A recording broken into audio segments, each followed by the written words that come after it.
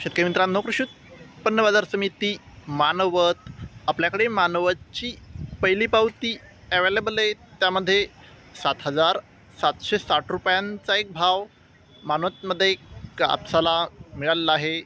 आपल्याकडे मानवतची दुसरी पावती आहे, त्यामध्ये 7,835 रुपयांचा नंबर 1 क्वालिटी कापसाला भाव मानवतमध्ये मिळालेला आहे।